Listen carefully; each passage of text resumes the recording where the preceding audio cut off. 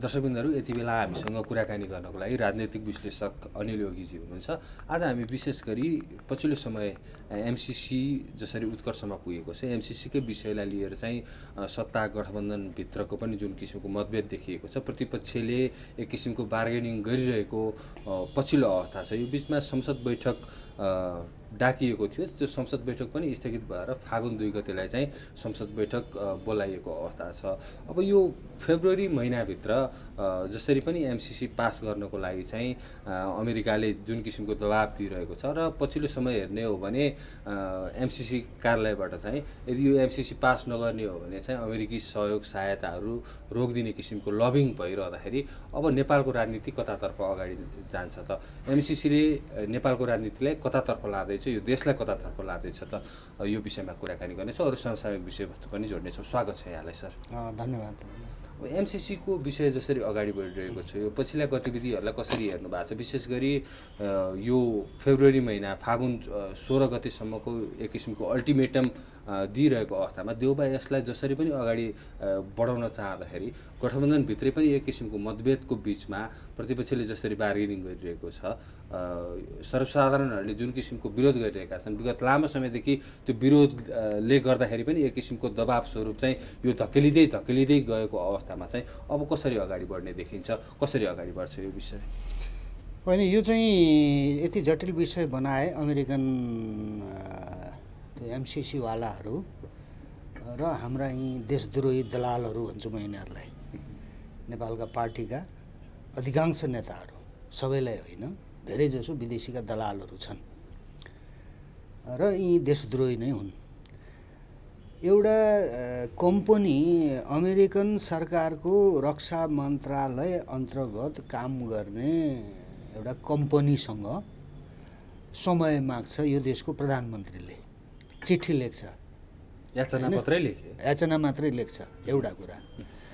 अर्को, पूर्व प्रधानमन्त्री भइखाएको, म त देशद्रोही नै भन्छु पुष्पकमल दाहाललाई, उसले पनि चिठी लेख्छ र समय माग्छ, होइन? अर्को, आफूलाई ठुलो राष्ट्रवादी पल्टिने केपी ओली भन्ने चाहिँ पूर्व प्रधानमन्त्री नै होइन, ऊ आफू सत्तामा र सरकारमा हुँदा चाहिँ एमसीसी टेबल गर्न खोज्छ, अनि सत्ता बाहिर आइसकेपछि ऊ चाहिँ वेट एन्ड सी सरकारको धारणा मागेर बस्छ। एउटा जिम्मेवार राजनीतिक पार्टीको नेताले यो एमसीसी ठिक हो भने ठिक हो भन्नुपर्छ, ठिक होइन भने ठिक होइन भन्नु पऱ्यो नि। यो त देशद्रोही दलालहरूको भाषा हो नि त। आफूलाई के गर्दा फाइदा हुन्छ त्यो बोल्ने, आफूलाई फाइदा नहुने भए नबोल्ने। यिनलाई देश मरोस् दुनियाँ मरुन्, यिनलाई कुनै मतलब छैन। यो त हाम्रा यी दलालहरूको, यी देशद्रोहीहरूको रवैया, यो घटिया रवैयाले यो मुलुक रसातलमा फँसेको त त्यो जग जाहेर छ। अब यो अमेरिकासँगको हाम्रो यो लगभग 70 वर्षको एउटा जुन एउटा दुई देशबीचको जुन सम्बन्ध हो,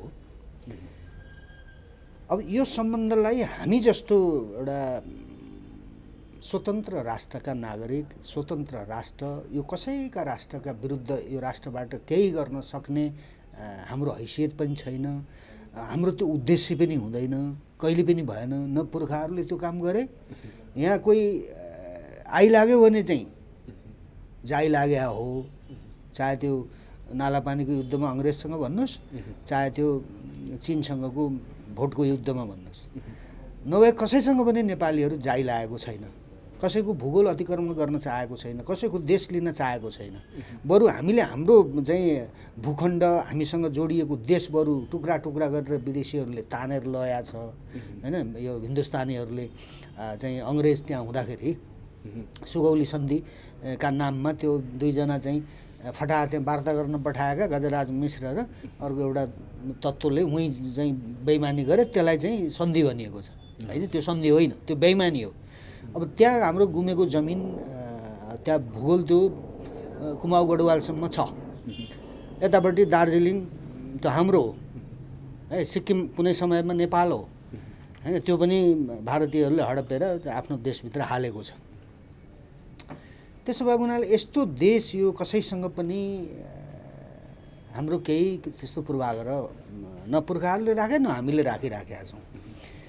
अब हामीलाई इमान्दारीपूर्वक अमेरिकाले चाहिँ सहयोग गर्न चाहेको हो भने उसले हामी अनुकूलका शर्तहरू, एक त सहयोग गर्ने हो भने त शर्त नै राख्नु हुँदैन, सहयोगमा पनि शर्त हुन्छ र हुँदैन। यदि शर्तै राख्ने हो भने पनि उसले हामी अनुकूलका शर्त होइन, उसले त्यो एमसिसी मार्फत त्यो ट्रान्समिसन लाइन उसले निर्माण गर्नका निमित्त हामीले जो 55 अरब रुपियाँ दिँदैछ, त त्यसबाट उसले लिन खोजेको चाहिँ के? मैले यति चाहिँ नेपाललाई सहयोग गरेँ होइन, अमेरिकाको एमसिसीले यो गर्यो, अमेरिका गभर्मेन्टको मातहतमा काम गर्ने संस्थाले गरेको हो, त त्यस बापत नेपाल राष्ट्रले र नेपालीहरूले हामीलाई यो कुरा दिनुपर्छ भने भयो नि त। यदि अमेरिकनहरूको इमान्दारीपूर्वक हामी नेपालीहरूलाई र यो राष्ट्रलाई चाहिँ उनीहरूले सहयोग अनुदान दिन चाहेको भने त्यो भने भयो नि त। त्यो पनि नभन्ने होइन। अब मैले धेरै पटक भने तपाईँलाई, अब हामीलाई कमजोर भनेर कसैले सहयोग गर्न चाह्यो, अब हामीलाई सहयोग लिन मन लागेन अथवा हामीलाई शङ्का लाग्यो, शङ्का त गर्न पाइन्छ नि त। एउटा स्वतन्त्र राष्ट्रको नागरिक हौ नि हामी, स्वतन्त्र राष्ट्र हो नि यो होइन। त्यसो भए उनीहरूले हामीले चाहिँ लिँदैनौँ भन्न त पाउनु पऱ्यो नि।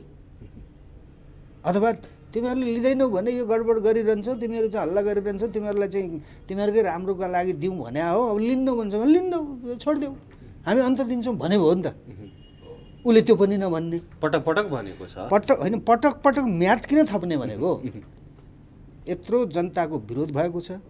यो विदेशीका पैसा खाने दलाल पार्टीका नेताहरू र दलाल बुद्धिजीवीहरू भनिएका तथाकथित बुद्धिजीवीहरू होइन, जो विदेशीको पैसा खान्छन् र यो देशका विरुद्धमा काम गर्छन्, ती दलाल बुद्धिजीवीहरू र दलाल नेताहरू बाहेक कसले भनेको छ भन्नुहोस् त एमसिसी पास हुनुपर्छ भनेर नेपालमा? त्यो यो म्याद थप्ने कुरामा नि फागुन 16 गते जुन म्याद छ, त्यो अल्टिमेटम किसिमले जुन दिएको छ, यसभन्दा अगाडि पनि त्यो पटक पटक म्याद थप्दै गर्दाखेरि यसपटक पनि वारपार हुने स्थिति छैन, फेरि पनि म्याद थप्छ? होइन, मलाई लाग्छ यो अमेरिकनहरूले यसलाई चाहिँ जसरी पनि नेपालीका टाउका माथि थोपर्ने र आफू चाहिँ विकासको चाहिँ बहानामा त्यो ट्रान्समिसन लाइन निर्माण गर्ने बहानामा उनीहरूले आफ्नो उपस्थिति यहाँ देखाउने। अमेरिका कहीँ पनि यस्तो त हामीले संसारमा हेरौँ जहाँ अमेरिकनहरू आउँछन् त्यहाँ उनीहरू फर्किँदैनन् क्या, फर्केकै छैनन्। अनि अमेरिकनहरू नआएका होइन नि, विभिन्न प्रोजेक्टहरू अथवा एनजिओ मार्फत नेपालमा छिरेको विभिन्न गतिविधि गरेको, धार्मिक रूपमै हेर्ने हो भने चाहिँ विभिन्न किसिमका गतिविधिहरू पनि यसभन्दा अगाडि नभएका होइनन् नि। अहिलेको यो एमसिसीको विषय चाहिँ सेनासँग पनि जोडियो होइन। कस्तो भने अमेरिकन नआउने, अमेरिकनको कुनै बेला त यिनीहरूकै साम्राज्य थियो नि त होइन। अमेरिकन पृथ्वीनारायण शाहको कालमा पनि आएका छन् पादरीहरू, त्यो अमेरिकन नआएको आज मात्रै आयो भन्ने होइन।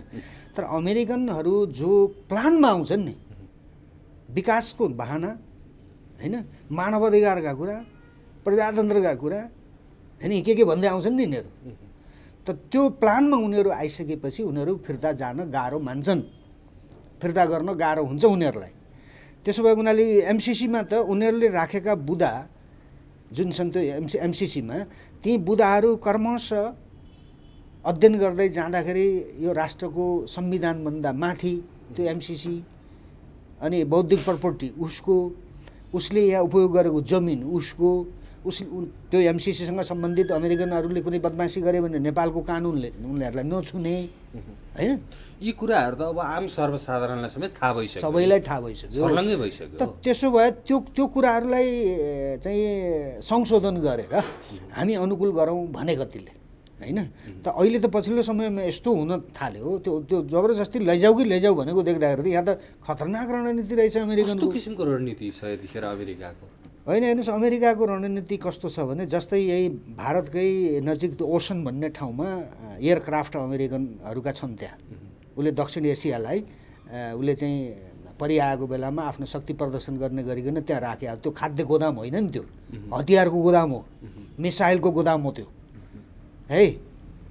चिनको चाहिँ उदय हुँदै गर्दा, शक्तिशाली चिनको उदय हुँदै गर्दा अमेरिकन फर्स्ट छ नि त आज विश्वमा, त कुनै दिन त अमेरिकन सेकेन्ड होला।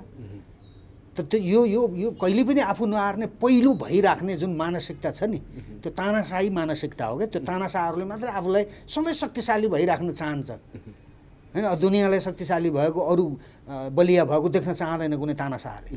तर प्रजातन्त्रको ठेक्का फेरि उसैले लिएको छ होइन। उसले त्यो ओसनमा जुन राखेको छ त्यो एयरक्राफ्ट, त्यो मिसाइल, त्यो बख्तरबन्द उसको जो चाहिँ हतियारको जुन गोदाम छ त्यहाँ, त त्यो खाद्य गोदाम त होइन। मैले तपाईँलाई अघि भने त्यसले के गर्छ त? त्यसले ध्वस्त गर्छ। कसलाई ध्वस्त गर्छ? यस्तै दलालहरूका देशलाई ध्वस्त गर्छ त्यसले है। त्यो इन्डियाको बाटो हुँदै आउने होइन, त्यो जमिनबाट आउने होइन। त्यो अमेरिकाबाट चाहिँ हामीलाई यहाँ हान्न गाह्रो हुन्थ्यो, त्यो ओसनबाट हान्न त सजिलो छ नि त होइन। 1500 माइल टाढासम्म उसले हान्न सक्छ होइन। त्यसो भएर यो दोक्लाहरू बढ्ता कुरा गर्न थाल्ने, यी दोक्लाहरूका देश कुनै बेलामा अमेरिकनलाई रिस उठ्या बेलामा छट्काइदिन्छ। त्यो खतरा हुनसक्छ यी दलालहरूले बेइमानी गरे भने। एउटा अमेरिकनहरूको सुन्नुहोस् एकैछिन, त्यो अमेरिकनहरूको डिजाइन चाहिँ खतरा हुनसक्छ भोलि, किनकि त्यो खम्पा विद्रोहलाई हामीले बिर्स्या छैनौँ नि। त्यहाँ अमेरिकनले सिधै हेलिकप्टर ल्याएर हतियार झार्या हो नि मुस्ताङमा त्यो बेलामा। अनि आजको युगमा अमेरिकन चाहिँ हामीलाई यहाँ बत्ती बाल्दिन मात्रै आउँदैछ, अरू केही पनि गर्दैन भन्न मिल्छ? एउटा त्यो उसको रणनीति खतरा देखिएको हुनाले पनि अब त यो खारेज हुनुपर्छ, संशोधन गरेर पास गर्ने कुरा पनि त्यो अब टाढा पुगिसक्यो, सम्भव छैन। खारेजै गर्नुपर्छ हामीले, पहिलो कुरा। दोस्रो कुरा, यी दलालहरूलाई के छ त भन्दाखेरि नेपालका पार्टीका नेताहरूलाई र यी विदेशीका दलाल, यी देशद्रोहीहरूलाई, यिनीहरूलाई चाहिँ सत्तामा बसिराख्ने ग्यारेन्टी भयो भने चाहिँ यिनीहरूले त्यो एमसिसीले यिनीहरू भोलि मारिने भए पनि, नेपाली जनताको हातबाट मर्नुपर्ने भए पनि यिनीहरूले चाहिँ केही समय आफ्नो आयु लम्ब्याउनका निमित्त, जीवनको आयु, राजनीतिक आयु र सत्तामा बसिराख्नका निमित्त यिनीहरूले चाहिँ पास गर्ने कुरामा यिनीहरूले अमेरिकनको कुरा, एमसिसी कुरा मान्छन् र यिनीहरूले निशर्त जुन शर्त राखेको छ उसले अगाडि, त्यो शर्त तलमाथि नगरिकन पास गरिदिन्छन्। त्यो खतरा छ। ज्यानको धम्की आएको छ यी नेताहरूलाई। शेरबहादुर देउबा, प्रचण्ड, ओली लामो समयपछि एक ठाउँमा भेट भयो, केही समय अगाडि मात्रै। अनि यो विदेशीहरूको कस्तो एमसिसीकै लागि होइन, विदेशीहरूको कस्तो हुन्छ भने विदेशीको डिजाइनमा काम गर्ने, खुफिया एजेन्सीसँग जोडिएर काम गर्ने, तर आवरण चाहिँ राजनीतिक आवरण होइन, कुनै एउटा फर्स्ट क्लास व्यवस्थाको चाहिँ बकवास गर्ने यी यस्ता खालका गुप्तचरहरूको यसरी नै अन्त्य हुने गर्छ। उनीहरूले जति बेलासम्म आफूलाई काम लाग्ने गरिकन काम गर्छन् त्यहाँसम्म उसले चाहिँ चलाउँदैन होइन। जब यी आफ्ना दलालहरूको जब उपादेयता सकिन्छ नि, जब औचित्य सकिन्छ नि, त्यसपछि उसले सिद्ध्याउँछ। देउबा, ओली, प्रचण्डको उपादेयता सकियो। अब नेपालको राजनीतिमा त सकिएको हो, तर अब विदेशीहरूले यिनीहरूलाई कहाँसम्म लैजाने उनीहरूको लक्ष्य छ र नेपाललाई अरू के चाहिँ गर्न र गराउन बाँकी छ त्यो कुरा चाहिँ त्यो समयले बताउँछ। अनि केही समय अगाडि मात्रै पनि देउबा, प्रचण्ड, ओलीको भेटवार्ता भएको थियो। आज भर्खरै पनि देउबा दाहाल नेपालबीच अहिले भेटवार्ता चलिरहेको अवस्था छ। यो भेटघाट यसरी तीव्र हुनुको पछाडि चाहिँ के हो? यही त हो। यो चाहिँ के भने यी नेपालका पार्टीहरूलाई, नेपालका नेताहरूलाई, यी शीर्षस्थ नेता भन्नेहरूलाई, विशेष गरी मैले त ठाडो भाषामा भन्ने भने विदेशीसँग अवैध सम्बन्ध राख्नेहरूलाई अब सजिलो छैन। यो एमसिसीकै कारणले अब चाहिँ पास नहुने यो यिनीहरूले 26 गतेको जुन उ थियो संसद बोलाएको थियो, त्यसमा चाहिँ त्यो संसद स्थगन भएपछि त लगभग यो अब पास नहुने दिशातर्फ गयो। त्यसो भए उनीहरूले यिनीहरूलाई प्रेसर आयो, पास गर्छौ कि के गर्छौ भने होला।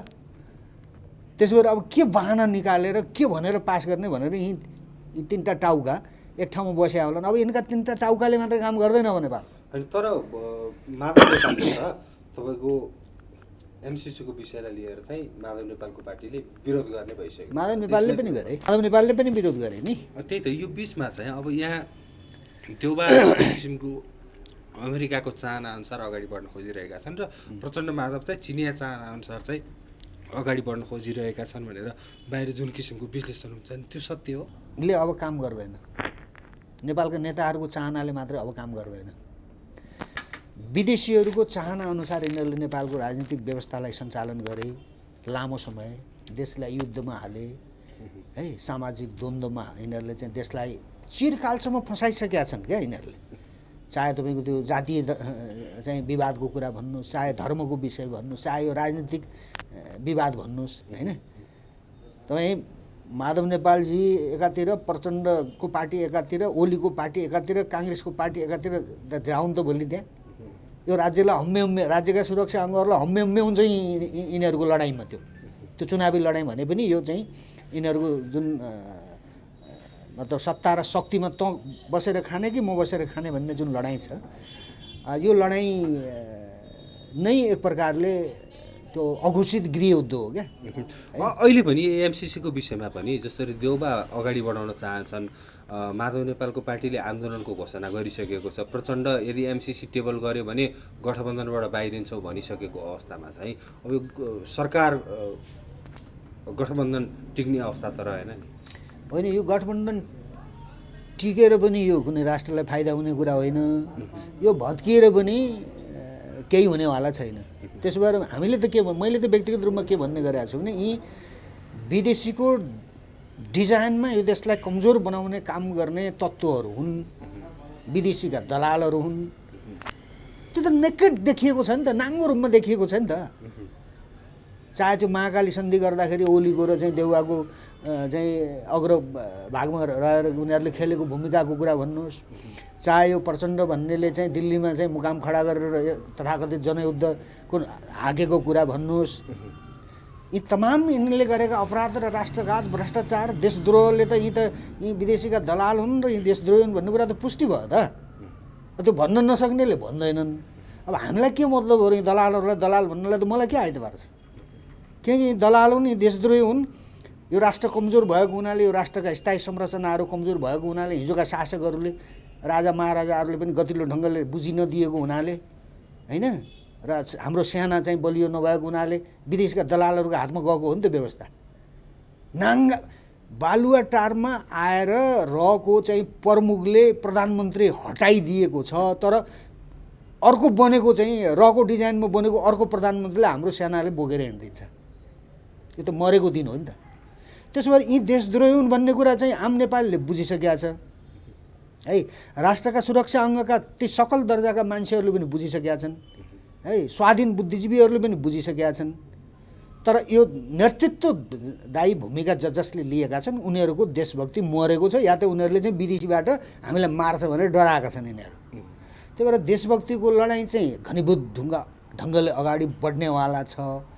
त्यसो भएको हुनाले हामीले चाहिँ अहिले यो तिनवटा टाउका ओली, प्रचण्ड, देव, यो हेर्नुहोस्, यो ती दुई तिनजनाका टाउकाले चलाइँदैन देश भनेको। देश भनेको आम नेपाली जातिका विवेकलाई सुन्नुपर्छ होइन, देशभित्रका स्वाधीन यो देश चिरकालसम्म बाँचिरहोस् भन्ने भावना राख्ने देशका विद्वान बुद्धिजीवीहरूसँग चाहिँ सरसल्लाह गर्नुपर्छ। अन्तर्राष्ट्रिय परिस्थिति के हो, राष्ट्रिय परिस्थिति के हो, हामीले मुलुकलाई कसरी जोगाउन सक्छौँ, नेपाली जातिलाई यो देशभित्र बस्न र बाँच्न सक्ने परिस्थिति हामी कसरी बनाउन सक्छौँ, इमान्दारीपूर्वक हृदयदेखि छलफल गर्ने मान्छेहरू त तमाम हुन्छन् नि राष्ट्रमा। गाउँमा होलान्, सहरमा मात्रै बुद्धिजीवी हुँदैनन्, गाउँमा पनि हुन्छन् है। कसले सुन्दैछ नेपाली जनताको आवाज?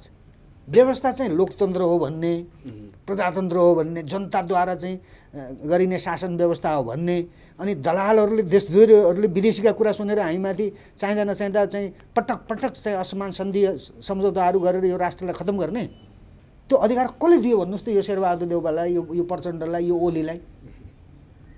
त्यसमा यिनका हनुमानहरू, यिनका भक्तहरू जो यिनलाई यिनका घोडा मालिस गरेर स्वाभिमानको चाहिँ देशभक्तिको अथवा आफ्नो चाहिँ जुन एउटा स्वतन्त्र विचार हुन्छ त्यो विचारलाई बन्दगी राखेर यिनका घोडामा ढोक्नेहरूले बाहेक आज कुन चाहिँ नेपालीले चाहिँ ओलीले ठिक गर्यो होइन देउवाले बडा फर्स्ट क्लास गर्यो प्रचण्ड महान नेता कसले भन्छ भन्नुहोस् त यी त जोकर हुन् नि नेपाली जनताले त जोकर भन्छ यिनीहरूलाई यस्ता जोकरहरूको हातमा देश गएको हुनाले यिनीहरूबाट सत्ता छिन्नुपर्छ नेपाली जनताले एउटा विद्रोहमा आउन चाहिँ अत्यन्तै अपरिहार्य भएको छ तर विद्रोहमा आउन तयार छैन नि जनता देखियो नि पछि जनता आउँथ्यो नेतृत्व नभएर नआएको मैले त भन्ने गरेको छु नेपालको राज संस्थाले राजाले है एउटै कुरा भनिदिएपछि यिनीहरूको सर्वनाश हुन्छ जनता राजासँग हिँड्छन् तर राजाले किन त्यो आँट गर्न सकिरहेका छैनन् समय आएको छैन त्यस्तो किसिमको गतिविधि स्टेपहरू होइन उहाँमाथि पनि उहाँले वक्तव्य फाल्नै चुपो लागेर बस्ने गरेको हुनाले चाहिँ मान्छेको भरोसा दिन प्रतिदिन टुट्दै गएको छ यथार्थ यही हो अब यो बोल्यो भने अब त्यो मैले त महाराजकै लागि बोले हो अब सुन्दाखेरि चाहिँ उल्टो तरिकाबाट सुनिदिने चलन छ भने त होइन यसले हामीलाई हाम्रो चाहिँ क्रिटिसाइज गर्ने हाम्रो कुरा काट्ने हामी माथि प्रश्न उठाउने भन्लान् वक्तव्य फाल्ने बस्ने होइन नेपालको राज संस्था राजा वक्तव्य जे कुरा बोल्छ त्यो गर्दै हाल्ने हो यतिखेर के गर्नुपर्छ राजा ज्ञानेन्द्रले यो एक डेढ महिना हेरौँ एमसिसी पास भयो भने राजाले केही गर्नु पर्दैन नेपाली जनताले नै कसलाई खतम गर्नुपर्ने हो नेपाली जनताले गर्छन् होइन सेनाले पनि केही गर्नु पर्दैन त्यही भद्रकालीमा बसेर मासु भात खाएर बसिरहेकोस् नेपाली जनताले नै गर्छन् होइन हाम्रो दायित्व पनि छ है यो मुलुकप्रति भन्ने हो भने सेना र राज संस्थाको ठुलो भूमिका छ यो राष्ट्र निर्माणमा यो राष्ट्रको रक्षाको सवालमा नेपाली जनताको वृद्धि विकास र नेपाली जनतालाई विश्वका राष्ट्रहरूका सामु शिर ठाडो गरेर उभ्याउने सवालमा शाहवंशको र नेपाली सेनाको ठुलो हात छ नेपाली जनताले बुझिसकेका छन् अब राजा सेना जनता मिल्यो भने चाहिँ यो देशमा राम राज्य सुरु हुन सक्छ गर्न सकिन्छ है होइन यी विदेशीका दलालहरू देशद्रोहीहरू जस्तै लैबरी लैवाला कुरा सेनाले पनि त्यही गर्ने राजाले पनि त्यही गर्ने अनि दुनियाँले पनि आफ्ना डम्फु बजाउने अनि आफ्ना घरभित्र चाहिँ देशभक्तिका गाना गाउने अनि सडकमा निस्किनका निमित्त चाहिँ तयार नहुने जस्तो मर्छन् सबै मर्छन् नि को बाँच्छ यहाँ एमसिसी पास भएको अवस्थामा जनताले यो व्यवस्था फाल्छन् यो व्यवस्था फाल्छन् यी देशद्रोहीहरूलाई भौतिक रूपमै खतम गर्छन् यो व्यवस्था मात्रै छ भौतिक रूपमा को बाँच्छ भन्नुहोस् त यो देशलाई विदेशीको क्रीडास्थल बनाउने विदेशीका सेना देशभित्र आउने गरिकन चाहिँ विदेशीसँग सन्धि सम्झौता गर्नेहरूलाई चाहिँ अनि के पूजा गरेर बस्छन् त नेपालीले तपाईँले त्यही गर्नुहुन्छ खतम गर्छन् नि यो त देशभक्तिको लडाइँ हो देशभक्तिको लडाइँमा को के भन्ने हुँदैन अब एमसिसी रोकिएको अवस्थामा छ एमसिसी यो यिनीहरूभित्रैको कचिङ्गलले रोकिएको होइन यो नेपाली जनताको विरोधका कारण रोकिएको हो चाइनाले पनि दबाब दिइरहेको छ नि प्रचण्डसँग फोन वार्ता बारम्बार भइरहेको छ चिनिया विदेश मन्त्रीको अब त्यो गर्यो भने त राम्रै भयो त अनि यस्ता दोग्लाहरूको गरिबहरूको निमुखाहरूको विदेशीका दलालहरूको देशमा अमेरिका आएर अनि तिब्बतमा समस्या ल्याउन थाल्यो चीनमा समस्या ल्याउन थाल्यो भने त उसलाई पनि त समस्या होला नि त उसले पनि त तटस्थ भएर आफू मात्रै शक्तिशाली भइराख्ने चाहिँ सोच राख्यो भने त जे पनि हुन्छ त्यसरी उसले हाम्रा लागि होइन उसले आफ्ना लागि गर्दैछ हाम्रा लागि चाहिँ हामीले आफै गर्नुपर्छ नेपालले त्यो चिनियाले गरिदिने होइन नेपालीको लागि गर्नको लागि नेपाली जनता सडकमा आउने वातावरण बन्नको लागि राजाले स्पष्ट रूपमा बोल्नु पर्यो नेपाली जनता सडकमा आउनका निमित्त नेतृत्व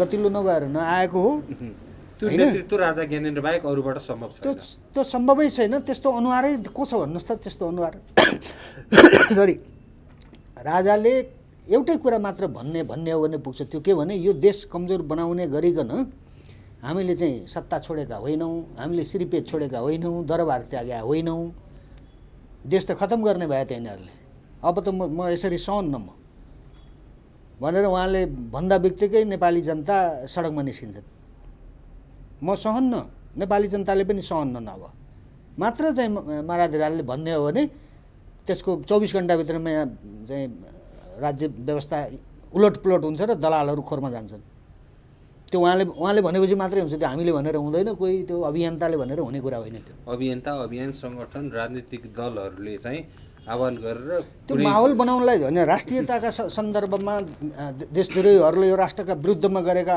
चाहिँ कुकर्मका विरुद्धमा जनतालाई सुसूचित गराउने जनतालाई सचेत गराउने काम हामीबाट हुनसक्छ। हामीले त्यो गरिराखेका छौँ नि। हामीले गर्ने त्यति मात्रै हो। राष्ट्रकै नेतृत्व गर्नलाई त यिनले झगडा खेलेको त माराधेरासँग हो नि। यिनले यो 10 वर्षको यो माओवादीको जनयुद्ध होइन, अनि यिनले त्यो जनयुद्धलाई दबाउने नाममा यिनले गरेको प्रतियुद्ध संसदवादी भन्नेहरूले त त्यसपछि के आयो त 62-63 एउटा एकजना नेपालको शाहवंशलाई राजालाई यिनीहरूले बाहिर पारे, त्योभन्दा बढी के गरे भन्नुहोस् त। यो कुरा त माराधेराले भन्नु पऱ्यो नि। अब डराउने कुरै हुँदैन नि। किन डराउने? विदेशका दलालहरूसँग डराउने हामी त डराउँदैन, राजाले डराएर पनि त पार लाग्छ भने देश जोगिन्छ? जोगिँदैन। त्यो डराउने कुरा हुँदैन। जनता साथमा छन्। यो राष्ट्रको माया गर्ने नेपाली जनता छन्। चाहे ती जुनसुकै विचारका हुन्, जनताले राष्ट्र खोजेका छन्। जनताले आफ्नो जीविका आफ्नो देशभित्रै होस् भन्ने चाहेका छन्। शिक्षा स्वास्थ्य सहज होस् भन्ने चाहेका छन्। सुरक्षा व्यवस्था बलियो होस् भन्ने चाहेका छन्। विदेशीहरूबाट मुक्त भएर देश चलाउने कोही आइदिए हुन्थ्यो भनेर भनिराखेका छन् त नेपाली जनताले। त त्यो काम त शाहवंशले गर्दै आएको छ, राज संस्थाले गर्दै आएको छ। यो देश बचाउँछु भनेर राजा अगाडि लागेपछि त दुनियाँ हिँडिहाल्छ नि। हुन्छ, हामी कार्यक्रमको अन्तिममा पनि छौँ। अन्तिममा केही भन्न चाहनुहुन्छ? धेरै भनेपछि कसैको चित्त दुख्ला, अर्कोचोटि भन्नु होला है। हस्, धेरै धेरै तपाईँलाई खोकी पनि लाग्यो। धन्यवाद।